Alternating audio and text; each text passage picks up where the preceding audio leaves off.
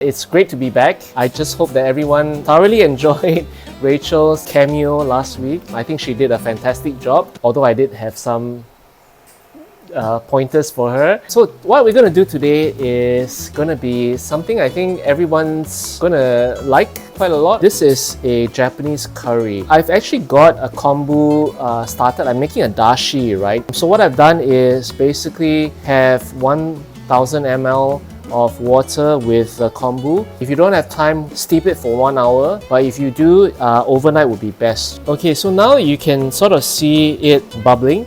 So at this point, just before it comes to a really rough boil, we're going to add in our Bonito flakes. What you want to do is turn off the heat, and we're going to let this steep for 8 to 10 minutes. Be sure to cover it so you don't lose any of the liquid. So what I'm going to do now is basically drain off the kombu and the Bonito flakes. So you basically want to collect the liquid or the dashi. So that will form the foundation or the base of your curry. So it seems like a labor of love, but I can guarantee you, if you sort of go with the... Oops. Okay, if you sort of go with the... let me wash this.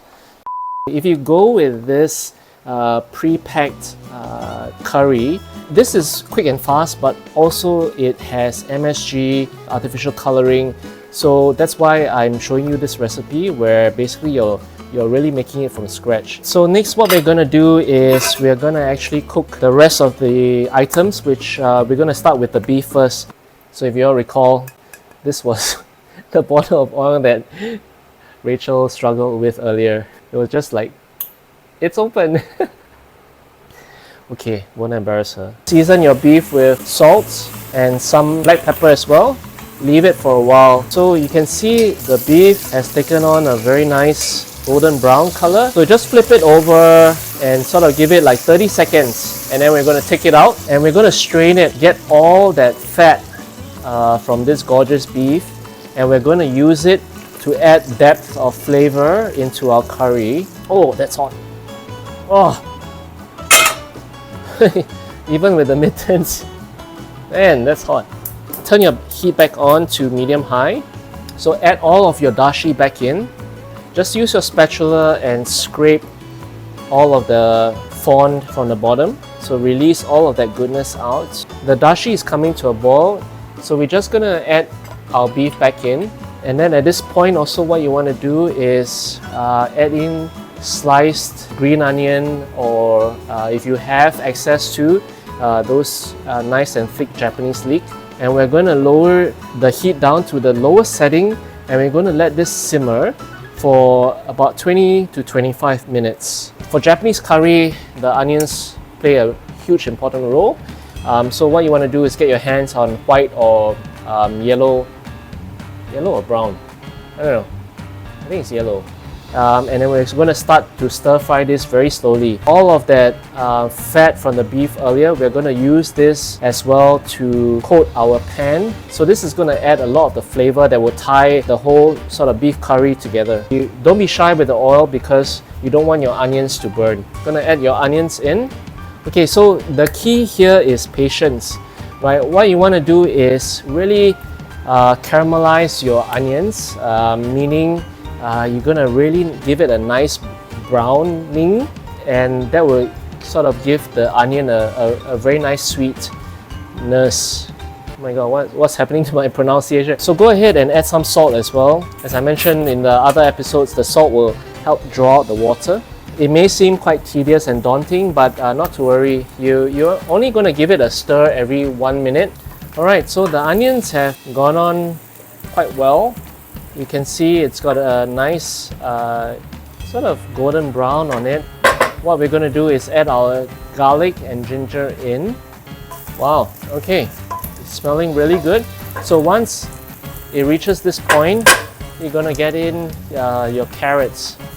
The carrots won't take long to get soft. Add in your butter. Turn your heat down to low and sort of let that butter melt into all of that, right? So once all of your butter has melted, what you want to do is add in your curry powder. Once that's done, go ahead and add in all-purpose flour. This is the agent that's going to help thicken your dashi stock. Just give it a good stir and mix until all of that flour has dissolved. By now, your dashi has reached that 25-minute mark, and you want to take a couple of ladles of the dashi and add it to your roux so we can basically scrape off some of the bits that stuck to the bottom. Again, all that is called the fond, and that's where a lot of your flavor is. This is essentially your curry roux, and we're going to add all of this amazing roux into the dashi. Oh my god, this is heavy.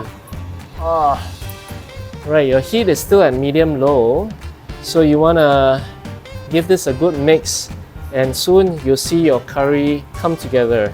The last sort of icing on the cake or crowning glory is to add just a touch of soy sauce.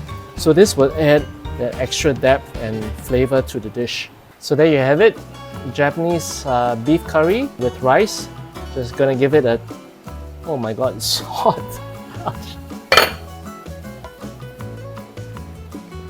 Wow! Wow, so truth be told, I've tried this twice before, but every single time I try this, it's really worth it. The depth of flavor you get from the curry, nowhere compared to just getting your quick instant curry cube. Fried egg on top, I think that will go superb as well. Soft-boiled egg, poached egg, the world's your oyster. So I hope you enjoy this.